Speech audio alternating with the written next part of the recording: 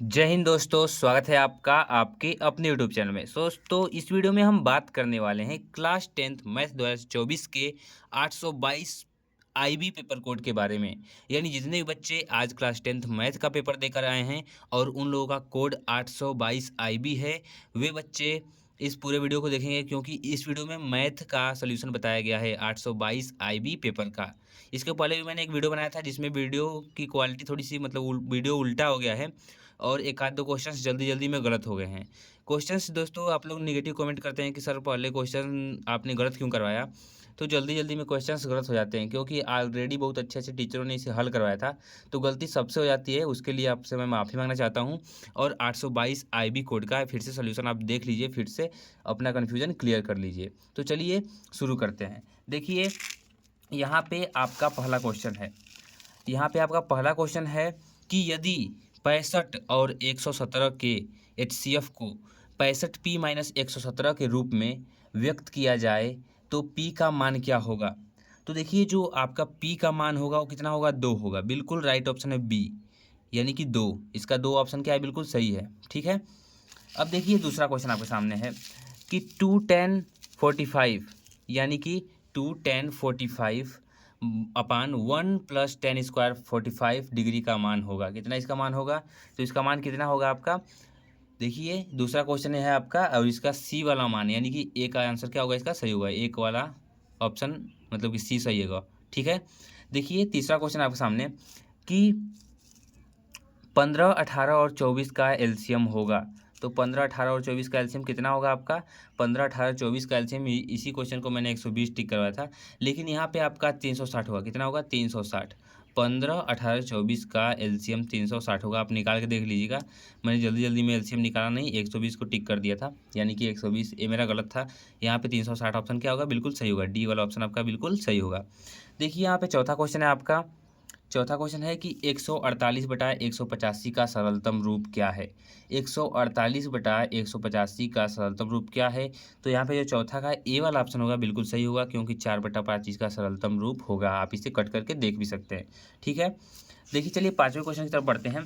तो यहाँ पे आपका पाँचवा क्वेश्चन है आपके सामने कि पी के लिए पी के किस मान के लिए समीकरण 3x-y + 8 बराबर 0 और 6x-py = 16 समपाती रेखाएं निरूपित करती हैं। देखिए, इस क्वेश्चन में अगर जो आप हल करेंगे तो आपका 2 आंसर आएगा, -2 या फिर 2 आएगा आपका। ठीक है। हो सके तो इसमें शायद कन्फ्यूजन क्रिएट कर रहा है क्वेश्चन, हो सके तो इसमें शायद क्वेश्चन में जो समीकरण दिया हो वो गलत दिया हो। ठीक है। तो इसके अगर जो गलत होगा तो जो आपका बोर्ड होगा वो जिसकी जनरल मार्किंग करेगा, यानी कि सबको इसका एक एक नंबर दे देगा फ्री में। ठीक है। वैसे इसका 2 ऑप्शन आप क्या मानिए, सही मानिए। जो 2 है क्या इसका सही ऑप्शन है। ठीक है। छठा क्वेश्चन है आपका। छठा देखिए, आप यहाँ पे है आपका छठा कि यदि 3x + 2py = 2 और 2x + 5y + 1 = 0 द्वारा निरूपित रेखाएं परस्पर समांतर हैं तो p का मान होगा। तो p का मान क्या होगा, 15/4 होगा, यानी ए वाला ऑप्शन आपका बिल्कुल सही है। देखिए, सातवां क्वेश्चन है आपका कि यदि cot थीटा = 8 और sin थीटा का मान होगा। तो सातवां वाला क्वेश्चन का भी मतलब कि जो आंसर था वो माइनर सा मिस्टेक हो गया था। ठीक है। तो इसको भी आप देख लेंगे और मिला लेंगे फिर से।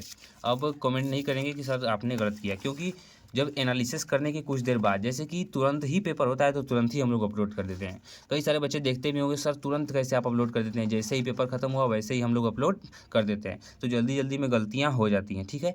तो इसका आपका डी वाला ऑप्शन सही होगा। क्या होगा, 15/17। सातवां का डी वाला ऑप्शन आपका बिल्कुल राइट ऑप्शन होगा। ठीक है। चलिए आठवां क्वेश्चन देखते हैं। आठवां क्वेश्चन है आपका कि यदि ए बी सी तथा ए बी सी और XYZ दो समरूप त्रिभुज हैं तथा कोण ए = 75 डिग्री तथा कोण y = 57 डिग्री हो तो कोण सी का मान कितना होगा। तो कोण सी का मान कितना होगा, ये आपका आठवां क्वेश्चन है और आठवां का बी वाला ऑप्शन बिल्कुल सही है, यानी 48 डिग्री। ठीक है। नौवां क्वेश्चन है कि यम -3,4 की मूल बिंदु से दूरी है। यम मतलब ब्रैकेट में -3,4 की मूल बिंदु से दूरी कितनी है। तो मूल बिंदु से दूरी इसकी कितनी है, तो 5। कितनी है, 5। ठीक है। तो नौवां वाला ऑप्शन आपका ए सही है, 5 है। देखिए, 10वां दिया क्वेश्चन कि बिंदुओं -2,6 और -2,10 को मिलाने वाले रेखाखंड के मध्य बिंदु के निर्देशांक हैं। तो 10वां का ऑप्शन आपका कौन सा सही है? मध्य बिंदु के निर्देशांक कौन से होंगे उसमें? -2, 8। 10वां का ये आपका ए वाला ऑप्शन बिल्कुल राइट ऑप्शन है। चलिए 11वां क्वेश्चन देखते हैं। 11वां क्वेश्चन है आपका कि किसी समबाहु त्रिभुज ABC में यदि AD लंब BC हो तो AD स्क्वायर बराबर होगा, कितना होगा? तो 3CD स्क्वायर होगा। इसका आंसर क्या होगा? डी वाला ऑप्शन बिल्कुल राइट होगा, 3CD स्क्वायर। ठीक है। 12वां क्वेश्चन है कि त्रिभुज ABC के शीर्षों के निर्देशांक क्रमशः 7,5, 5,7, -3,3 हैं। यदि BC का मध्य बिंदु D है तो AD की माप होगी, कितना होगा AD का माप आपका 12वां क्वेश्चन है। 12वां का जो C है उस ऑप्शन सही है, 6 मात्रक होगा, कितना होगा? 6 मात्रक। ठीक है। 13वां क्वेश्चन है कि यदि सेक थीटा बराबर 2 हो तो थीटा का मान होगा, सेक थीटा बराबर 2 तो थीटा का मान कितना होगा? बी वाला ऑप्शन आपका बिल्कुल सही है, 60 डिग्री होगा। ठीक है, 60 डिग्री आपका बिल्कुल राइट ऑप्शन है। 13वां है कि 13वां क्वेश्चन आपका है, 13वां आपका हो गया। 14वां क्वेश्चन है कि कॉसेक स्क्वायर थीटा। 14वां क्वेश्चन आपको आई होप अब दिख रहा होगा, थोड़ा सा मैं इसे हाँ दिया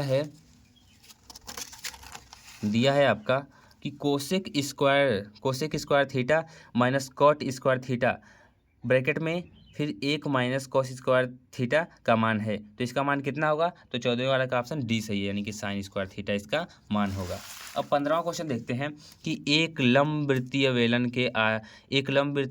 के आधार का क्षेत्रफल 9 पाई सेमी स्क्वायर है, तो इसके आधार की त्रिज्या होगी, तो कितनी होगी? तो 14वां जो 15वां आपका क्वेश्चन है, इसका ए वाला ऑप्शन यानी कि 3 सेमी इसका क्या होगा? राइट ऑप्शन होगा।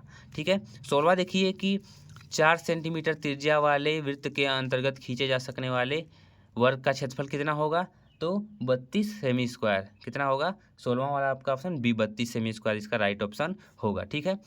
अब देखिए 17वां है कि निम्नलिखित सारणी से माध्य होगा, तो ये इस माध्य वाला क्वेश्चन है कि निम्नलिखित सारणी से माध्य निकालना है आपको। तो जब आपने माध्य निकाला होगा तो आपका क्या होगा? 6.6 आपका राइट ऑप्शन आया होगा। तीसरा वाला ऑप्शन क्या इसमें सही है। ठीक है दोस्तों। और इसका सल्यूशन बनाने के लिए सोचिए कि बोर्ड परीक्षा होती रहती है, हम लोग स्कूल के बाहर खड़े होते हैं ताकि बच्चे आएंगे तो हम उनसे पेपर मांग के इसका वीडियो सल्यूशन बनाएंगे, तो बहुत मेहनत लगती है और आप लोगों को कमेंट करने में ज़रा भी देरी नहीं लगती, सर यहाँ पे गलती हो गया है, तो जल्दी में सबसे गलती हो जाती है। आप भी 20 के 20 क्वेश्चन सही करके कभी नहीं आ सकते एग्ज़ाम हॉल में। ठीक है। जो बहुत तेज़ बच्चा होगा, जो इंटेलिजेंट होगा, वो 20 के 20 क्वेश्चन सही कर लेगा। ठीक है। चलिए 8वां क्वेश्चन है कि एक पासे को एक बार फेंका जाता है तो एक अभाज्य संख्या के आने की प्रायिकता कितनी होगी? तो 1/2 होगी। ठीक है। 19वां है कि यदि किसी आवर्ती वितरण का माध्य 20/5 तथा माध्यिका 21 हो तो उसका बहुलक क्या होगा? तो उसका बहुलक क्या होगा? डी वाला ऑप्शन सही है, 22 होगा। ठीक है। 20वां क्वेश्चन आपका है, 20वां और लास्ट क्वेश्चन कि निम्नलिखित में से कौन सी किसी घटना की प्रायिकता नहीं हो सकती? इसमें कौन सा ऑप्शन है जो किसी घटना की प्रायिकता नहीं हो सकता? तो जो 4/3 है वो क्या इसका राइट ऑप्शन है।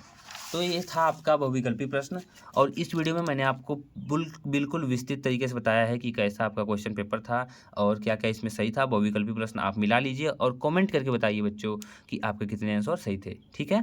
तो आप लोग सभी लोग से गुजारिश है, सभी लोग कमेंट करेंगे और नेक्स्ट पेपर की तैयारी आप लोग मन से कीजिए। अब देखिए यहाँ पे लॉन्ग आंसर टाइप क्वेश्चन है, तो इसके बारे में हम बाद में बात करेंगे, इसको हम अगले वीडियो में हल करवाएंगे। ठीक है।